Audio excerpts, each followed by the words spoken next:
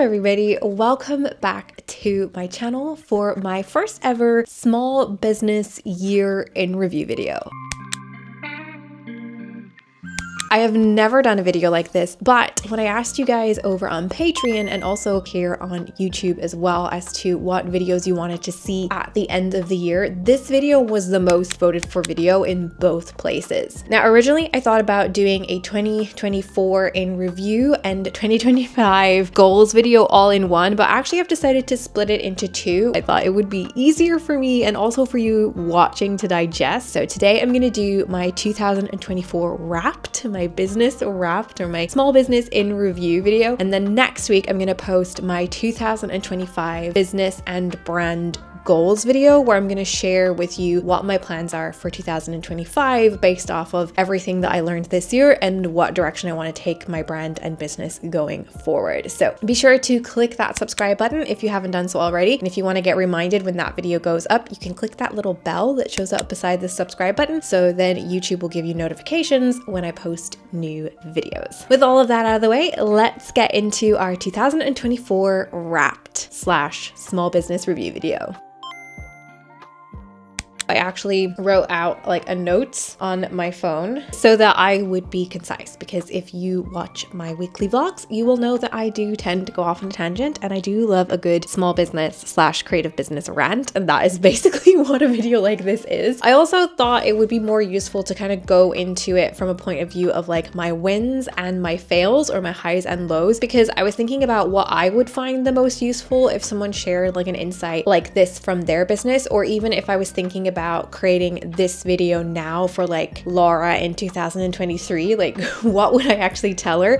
And it really wouldn't be the numbers, it would be more like what worked and what didn't and why. And so that is what I'm going to focus in this video, because I think that that's probably going to be the most valuable for those of you in my community who are in a similar position, that you have a creative business or you're a small business like a product business owner. I'm going to share with you what my wins from the year were and what my fails from the year were, and then I'm going to give you my key takeaways as a small business owner at the end of 2024. So let's dive into it. The first big win for me this year, even though it's not really like a financial or revenue win in my business, really has to be YouTube. I wanted to show up more in my content, and because I wasn't used to doing that, I felt like YouTube felt like a neutral space and a good place to experiment with being more a part of my content. Also, when I reflected on the other creatives and the other brands that I really admired and how they were showing up as part of their business, one of the big parts of that was YouTube. I really feel like YouTube is a really great place to connect with the creative community. I have dabbled in YouTube since 2019. That's when I started this channel for Laura Jane Illustrations, but I've never ever had a year where I've been consistent and I've uploaded something to my channel every single month in that year. So coming to the end of 2024, it is a massive win to me that I have uploaded a video every single month of this year. And it is an even bigger win to me that when I went into the year, I committed to just one video a month, because that's what I felt like I could realistically do. And then halfway through the year, I was able to increase that goal to start uploading weekly and see an actual impact to that. It's also been really rewarding for me as I've kind of struggled with content in other places, which I will get to more when we get to our fails, but it has been really rewarding to me to actually like see a community growing again, that like there is that point where that consistency pays off and like the views start to go up, the comments start to go up, the subscriptions start to go up. And I think that sometimes the wins in our business that are not monetary are the ones that like fuel our creativity the most, at least for me anyway. So YouTube has definitely been a win. A highlight of the year was reaching 5,000 subscribers on this channel. I'm excited to see where this space is going to go, because I am loving creating content for here at the moment. I haven't felt that excited about content in any form in a really, really long time. So thank you, YouTube, for giving me back that creative spark this year. The next big win for me was this year I wanted to launch my first digital course, and that ended up being my Amazon KDP course. I had zero expectations when it came to launching this course, especially the first round, because I hadn't done anything like this in my creative business yet. It was also really scary to me to offer something at a much higher price point than what I have offered anything in the past. Honestly, best case scenario, I was thinking like 6 to 8 people were gonna sign up and I was gonna have to work to get those 6 to 8. And like my dream case scenario was 16 people were gonna sign up for this. When I first shared the link with the wait list, within 24 hours, I had 16 people enrolled in it. It blew my mind. Honestly, I cried so many happy tears over that. We ended up with 32 people signing up to the founders round. It was the most amazing 8 weeks ever, like falling back in love with teaching, allowing myself to love teaching, and realizing that the experience that I had as a classroom teacher is very different to actually working with a group of peers who have like similar interests to me, who are running like similar businesses, who have similar dreams to me. There's something really, really rewarding about that, and I loved it so much. I've also seen like the impact of that course kind of flow out into other areas of my business as well. A lot of my past students have gone on to join my Patreon membership. They've become really like loyal followers and subscribers. I recognize their names in like the comments on Instagram, here on YouTube as well. And so it feels like I have this core group of creatives that I feel really, really connected to, that we shared this really amazing creative experience with this year. If you are watching this and you are interested in learning Amazon KDP, I will be running the course again in 2025. It will be probably towards the middle of the year, because I do already have ideas for a new course that I am working on outlining and plan to launch at the start of 2025. So watch this space, because I have more course ideas and we're definitely going to be doing more of that. I also added a couple of other like smaller wins that I wanted to acknowledge. First of all, sales and marketing. I have always hated selling. Selling felt so icky and awkward and uncomfortable to me. My learning goal for 2024 was to learn how to sell and market without wanting to throw up every time that I shared a link on Instagram stories. There's a couple of things that I did. I will link some of them in the description under this video, like some of the resources that I found helpful. One of the most helpful resources was Sarah Dalrymple's book, More Sales Please. Honestly, if you are a female-run creative small business and you hate sales, I highly recommend that being the first book that you read this year, because it changed everything for me. It honestly made me realize that there is a way for me to sell and market what I do and it not feel gross. Like, I actually fell in love with sales. And if I had told myself that a year ago, I would be like, what are you talking about? We will never like sales. A few other honorable mentions in the win section. This year, I tried a lot of new things in my business, and that felt really fun and exciting. Some of them worked and some of them didn't. I also experimented a lot more with video this year. I think video is something that I've never been sure how it fits into my world as someone who started on Instagram back in the day of like static posts, and it was just fine to like post illustrations. This year I actually enjoyed creating a lot of video, more so for YouTube and TikTok, interestingly. But I've loved having more fun with video this year, and it's really shown me that that side of connection and community is really important to me. Like, that fuels me in a way that I didn't actually realize was missing from my creative process in the past. I also had some of my most successful launches this year, both on like smaller scale and bigger scale, like I already shared with my courses. And a lot of that was to do with like educating myself about sales and marketing. And then as a consequence of all of that, I've had my highest grossing revenue year. It was a real pinch me moment to realize that my business is finally working for me in a way that just a year ago even I didn't think was possible. And yeah, I'm just really, really proud of myself as well, because I've put a lot of work into getting to this place, but it hasn't been a perfect year. So let's get into our 2024 fails. Right off the top, it may not surprise you if you have been following me and watching my vlogs recently. One of the biggest challenges that I came up against this year was creative block and a lot of resistance towards showing up and creating content, especially on Instagram. I feel like in my mind, 2024 kind of like was divided into two sections.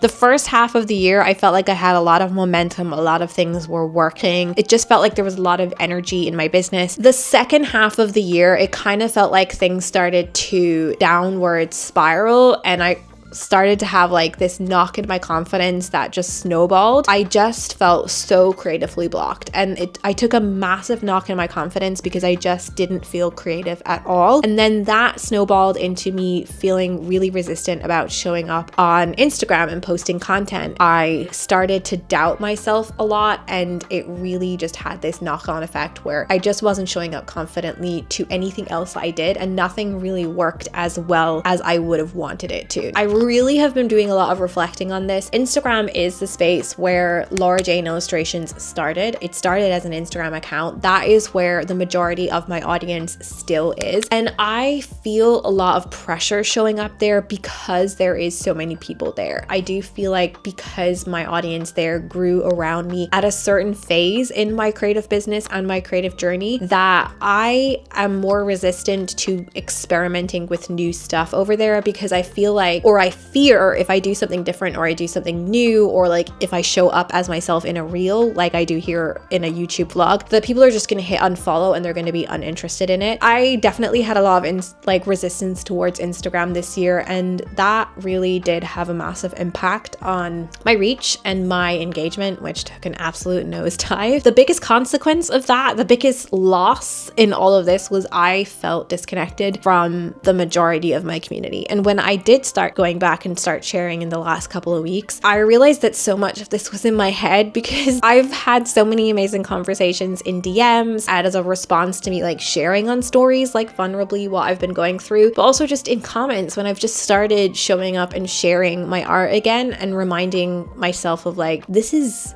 why I do what I do. This is why there's a community around what I do, and there is still value in that. So a lot of it was just in my head, and that was probably the biggest fail, of just getting too much in my head. As a consequence of that, as I've kind of already shared, another massive fail in the second half of 2024 was a huge drop in engagement around my content. The consequence of me becoming like so focused on that follower number on Instagram and fear of posting because I didn't want that follower number to drop, which by the way, it did, because I stopped posting. It's only normal that if you stop showing up, people will unfollow you. But the real fail was the drop in my engagement rate, because while I haven't seen much growth in my followers in the last couple of years on Instagram, what I have had, and that I felt really fortunate for, is a really engaged audience. Like, I had a really good engagement rate. I felt really connected to my community there. And because I got so much in my head, not only did I stop posting, but I also stopped replying to comments and DMs. And that didn't help me with my confidence at all. It cut me off from the thing that I love the most about Instagram and social media, which is the community. But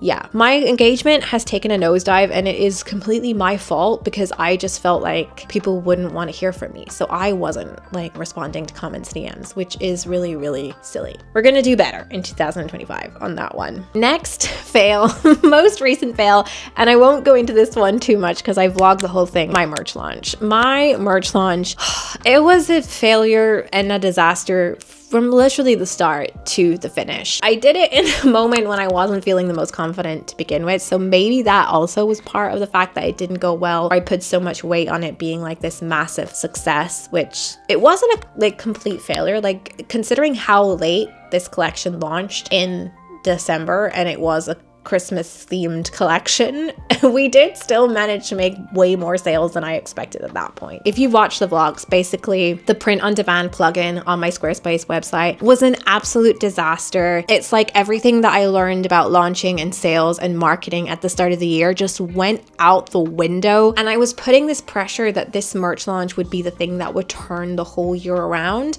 and I would finish on this really strong note. I learned a lot of lessons from it. It was not my best moment as a business owner.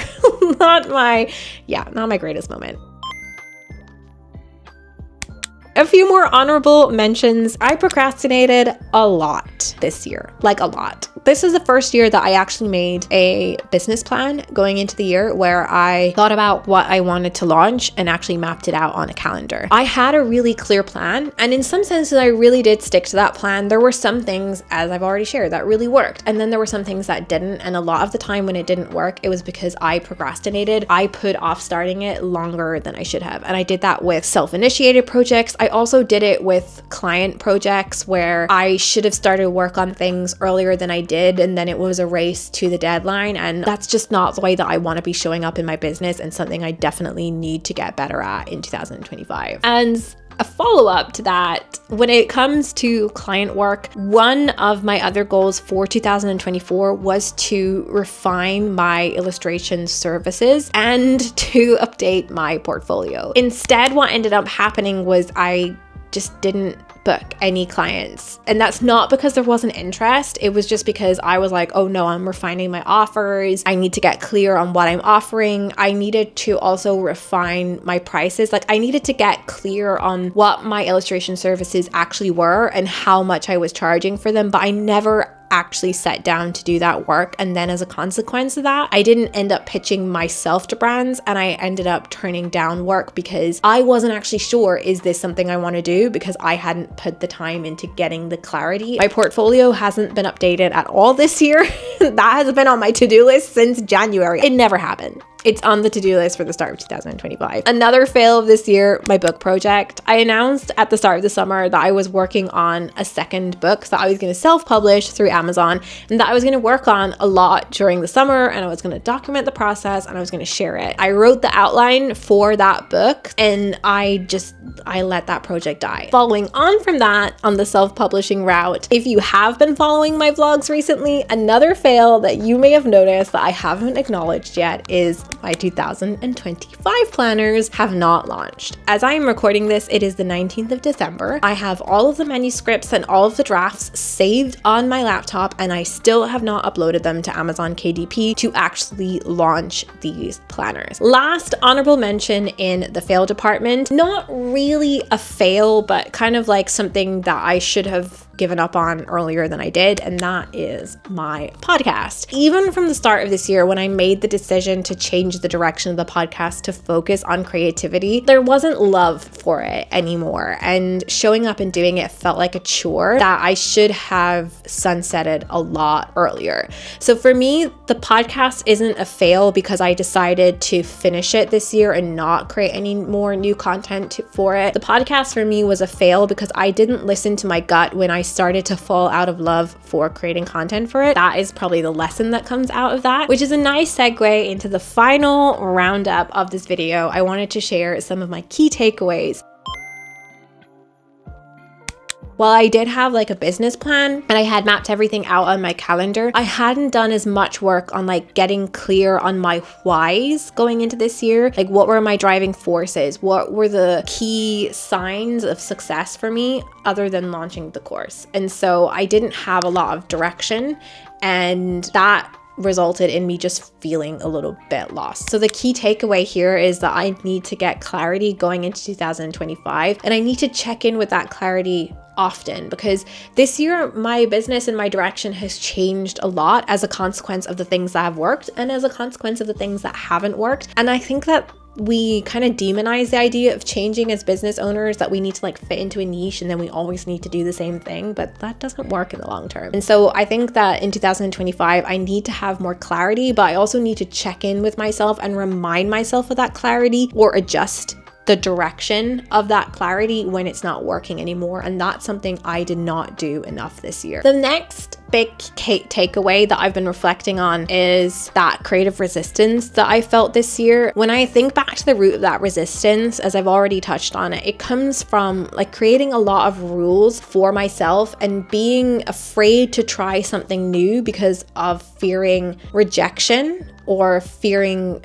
being judged by my community if I try something new. The lesson that I've learned is to listen to my gut as a creative business owner and just to not be afraid to try new things, because the worst that can happen is that they don't work and then we just try something new. And that's kind of more the energy that I want to show up to next year with. Less fear and more just trying new things. The biggest takeaway that I've had from 2024 is that community and connection are things that fuel my creativity more than anything else. And they are the most important things to me as a creative business owner. I think my biggest lesson of 2024 is that I really need this community. Like, I love the creative community that is growing around this space on YouTube, that has grown around my Patreon membership. I don't know how to put it into words other than to say that I am so grateful to all of you who have stuck around throughout this year, who have been long-term followers or subscribers, who've been here from the beginning on Instagram and now are here on YouTube or on other places. But also to those of you who are new, who have joined my journey in this second half of the year or even at the start of this year. You have given me so much this year, and honestly, I don't know how I would have kept showing up to keep creating and to keep my business going some weeks if it wasn't for this community, whether that was like my Patreon members, whether it was someone lovely in the comments here on YouTube or Instagram, or even my students inside my course. Honestly, they just gave me so much joy and energy and creativity this year. So that brings me to the end of my 2024 review. In next week's video, I'm going to share with you my goals for my brand and business in 2025. I'm going to break down the things I want to work on and where I want to take my business in this next year, including content and everything else related to that. So if you don't want to miss out on that, be sure to click that subscribe button and turn on that little notification bell so you get a reminder when new videos go up. If you liked this business in review video, be sure to click that thumbs up button. And I would love to hear what your 2024 wins and challenges were, or your wins and fails. So let me know in the comments, what were your highs and lows of the year? I would just love to continue this conversation down there, and also to feel less alone in my own failures. Community is everything, as I've already shared. That is all for me today. I will see you guys in the next video.